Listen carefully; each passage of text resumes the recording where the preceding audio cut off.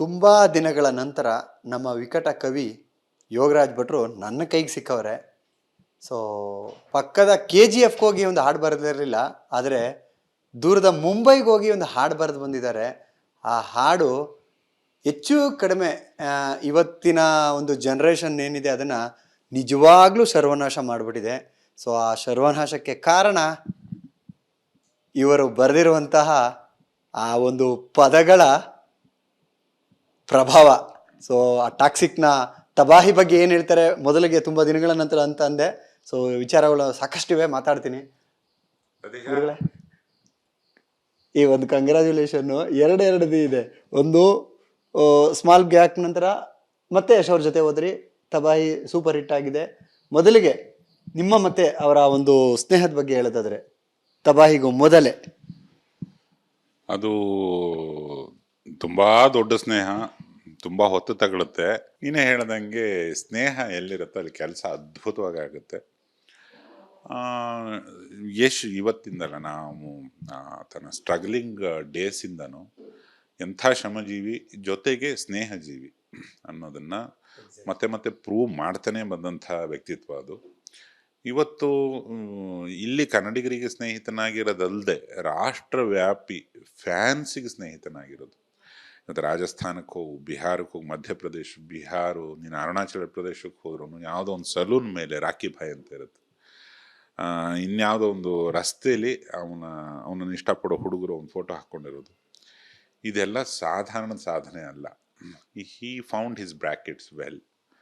ಅಂದರೆ ಒಂದು ಮಾಸ್ ಬ್ರ್ಯಾಕೆಟಲ್ಲಿ ಕೂತ್ಕೊಂಡ್ಬಿಡು, ಆ ಗದ್ದಿಗೆಲೆ ಕೂತ್ಕೊಂಡು ಆಗ ಯಾರೋ ಹೋಗಿ ಯಾವುದೋ ಗದ್ದಿಗೆಲಿ ಯಾವುದೋ ಸಿಂಹಾಸನದಲ್ಲಿ ಕೂತ್ಕೊಂಡ್ಬಿಡ್ಬೋದು. ಮೇಂಟೈನ್ ಮಾಡೋದಿದೆಯಲ್ಲ, ಚುಚ್ಚುತ್ತಾ ಇರ್ತವೆ ಮುಳ್ಳು, ಬೆಂಕಿ ಕುರ್ಚಿ. ಅದು ಆ ಪಾಪ್ಯುಲಾರಿಟಿನ ಮೇಂಟೈನ್ ಮಾಡೋಂಥ, ಅಷ್ಟು ದೊಡ್ಡ ಸೆಲೆಬ್ರಿಟಿ ಸ್ಟೇಟಸ್ನ ಮೇಂಟೈನ್ ಮಾಡೋಂಥ ಟ್ಯಾಲೆಂಟ್ ಕೂಡ ಇರಬೇಕು.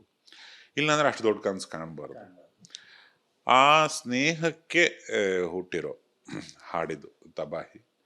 ಆಮೇಲೆ ತಬಾಹಿ ಅಂದ್ರೆ ಏನು ಅಂತ ತುಂಬ ಜನ ಕೇಳ್ತಾರೆ. ನಿನಗೆ ಅರ್ಥ ಆಗಿರೋದ್ರಿಂದ ನೀನು ಸರ್ವನಾಶ ಅಂತ ಅಂದೆ. ವಿನಾಶ, ಅದು ಸ್ವೀಟ್ ಆದ ವಿನಾಶ. ಒಂದು ಹುಡುಗ ಹುಡುಗಿ ಸೇರ್ಕೊಂಡ್ರೆ ಹಿಂಗೆಲ್ಲ ಆಗ್ಬಿಡ್ತದೆ ಅಂತ. ಶೃಂಗಾರದ ಅಂಗಾರ ಸಿಡಿದೇಳಲು ತಬಾಹಿ, ವಯ್ಯಾರ ವ್ಯಾಮೋಹ ಜೊತೆ ಸೇರಲು ತಬಾಹಿ, ಕೊರೆದ ಉಗುರ ಕವಿತೆ ಮಧುರ ತಬಾಹಿ. ಅಂದ್ರೆ ಒಂದು ಉತ್ತುಂಗ, ಪ್ರೇಮ ಪ್ರಣಯದ ಉತ್ತುಂಗನ ಟ್ರೈ ಮಾಡಿರೋ ಹಾಡೋದು. ಅದನ್ನು ಬರೆಯೋದಕ್ಕೆ ಮುಖ್ಯ ಕಾರಣ, ಅಲ್ಲಿ ಹೋದಾಗ ಮುಂಬೈಗೆ, ಅಲ್ಲಿ ಕನ್ನಡಿಗರದ್ದೇ ಒಂದು ಮಿನಿ ಕರ್ನಾಟಕ ಕಾಣಿಸ್ತು ನನಗೆ. ಯಶ್ ಜೊತೆಗೆ ಅವತ್ತು ಕರ್ನಾಟಕದಿಂದ ಮುದ್ದೆ ಬಂದಿತ್ತು. ಹೌದು, ನನಗೆ ದಿನ ಬರ್ತದೇನೋ ಇದು ಅಂತ. ಇಲ್ಲ, ಇವತ್ತು ನನಗೆ ಭಾಳ ಬೇಕು ಅನ್ಸಿದೆ. ಯಾರೋ ಬರ್ತಾ ಇದ್ರು, ತಗೊಬಂದಿದ್ದಾರೆ. ಸೊ ಮುದ್ದೆ ಬಾರಿಸಿ ಕೂತ್ಕೊಂಡ್ವಿ. ಅಲ್ಲಿ ಒಂದು ಹುಟ್ಟದಬ್ಬ ನಡೀತು, ಕನ್ನಡ ಹುಡುಗಂದು ಯಾರದ್ದು. ಎಲ್ಲವೂ ಕನ್ನಡ ವಾತಾವರಣ, ಕನ್ನಡ. ಇಲ್ಲಿ ಬಂದು ಒಂದು ನ್ಯಾಷನಲ್ ಸ್ಟ್ಯಾಂಡರ್ಡ್, ಇಂಟರ್ನ್ಯಾಷನಲ್ ಸ್ಟ್ಯಾಂಡರ್ಡ್ದು ಒಂದು ಸಿನಿಮಾ, ಇಲ್ಲೊಂದು ಕರ್ನಾಟಕ. ಅಲ್ಲೆಲ್ಲ ಭಲೆ ಖುಷಿ ಆಗುತ್ತೆ. ಅದೇ ಖುಷಿ ಜನಕ್ಕೆ ಆಗ್ತಿರೋದು. ಜನ ಇವಾಗ KGF ಬಂದಾಗ್ಲೂ ಅಥವಾ ಇನ್ನ ಕಾಂತಾರ ಬಂದಾಗ್ಲೂ ಅವರು ಹೆಮ್ಮೆಯಿಂದ ಹೇಳ್ಕೊಂಡ್ರು, ನಮ್ಮ ಕನ್ನಡ ಸಿನಿಮಾ ಒಂದು ಬೇರೆ ಎಲ್ಲ ಕಡೆ ಹೋಗಿ ರಾಜ್ಯಭಾರ ಆಡ್ತಾ ಇದೆ. ನಮ್ದು ನಾವು ನೋಡ್ರ ನಮ್ದು ಕನ್ನಡದ್ದು, ನಮ್ಮೂರು ಹುಡುಗ ಅಂತಾರಲ್ಲ ಹಂಗೆ. ಆ ಹೆಮ್ಮೆನ ನೀನು ಪ್ಲ್ಯಾನ್ ಮಾಡೋಕ್ಕಾಗಲ್ಲ, ಮಾರ್ಕೆಟಿಂಗ್ ಮಾಡೋಕ್ಕಾಗಲ್ಲ. ನೀನು ಕೆಲಸ ಮಾಡ್ಬೇಕು. ಕೆಲಸ ಮಾಡೋದಿದ್ರೆ ಕನ್ನಡಿಗರು ಯಾರೂ ಹೇಳಲ್ಲ. ನೀನು ಕೆಲಸ ಮಾಡಿದ್ರೇ ನಮ್ಮವನು ಅನ್ನೋದು. ನಮ್ಮೂರ್ನವನು ಒಬ್ಬ ಹಿಂಗೆಲ್ಲ ಮಾಡ್ತಾ ಇದ್ದಾನೆ, ನಂಗೆ ಪರಿಚಯ, ನಮ್ಮವನು ಅನ್ನೋದು, ಅದು ಎಂಥ ದೊಡ್ಡ ಸಮಾಚಾರ ಗುರೋದು. ಆಮೇಲೆ ಅದಕ್ಕೆ ಸರಿಯಾಗಿ ಕೆಲಸ ಮಾಡಬೇಕು ಅಂತ ಹೇಳೋದು ಈಸಿ, ಕೆಲಸ ಮಾಡೋರದ್ದು ಹಾಡೆ ಅಯ್ಯಯ್ಯಪ್ಪ. ಅಲ್ಲಿ ಹಗಲಿಲ್ಲ, ರಾತ್ರಿ ಇಲ್ಲ, ಊಟ ಇಲ್ಲ, ನಿದ್ರೆ ಇಲ್ಲ, ನೆಮ್ಮದಿ ಇದೆ ಬಿಟ್ಟು ಬೇರೆ ಏನೂ ಇಲ್ಲ, ಬರೀ ಕೆಲಸ. ಅಷ್ಟು ರಾಜ್ಯದ ಕವಿಗಳು ಒಂದೇ ಕಡೆ ಸೇರಿರೋದು, ಅದೊಂದು ಬಹಳ ಮಜಾ ಅನ್ನಿಸ್ತು ನನಗೆ. ಇಲ್ಲಿ ಯಾವ್ದು ನೀನೊಂದು ಸಿನಿಮಾ ಮಾಡಿದ್ದೆ ಅಂದರೆ ಬಂದೆ, ಏನೋ ಸತೀಶ್ ಆದರೆ ಹಿಂಗೆ ಸರ್, ಒಂದು ಹುಡುಗ ಹುಡುಗಿ ಬೀಚಲ್ಲಿ ಕೂತಿರ್ತಾರೆ, ಇವರು ಸಂಗೀತ ನಿರ್ದೇಶಕರು ಸರ್, ಏನಾರ ಹೊಡೆಸ್ಕೊಳ್ಳಿ ಅಂದ್ಬಿಡ್ತೀವಿ ನೀವು. ಏಯ್, ಹುಡುಗ ಹುಡುಗಿ ಏನು ಮಾಡ್ತಾರೆ ಅದನ್ನು ಹೇಳಕ್ಕೊಬ್ರು ಬೇಕಲ್ಲಿ ನಿರ್ದೇಶಕರು. ಗೀತು ಮೋಹನ್ ದಾಸ್ ಆವಾಗಲೇ ಇಂಪಾರ್ಟೆಂಟ್ ಆಗೋದು.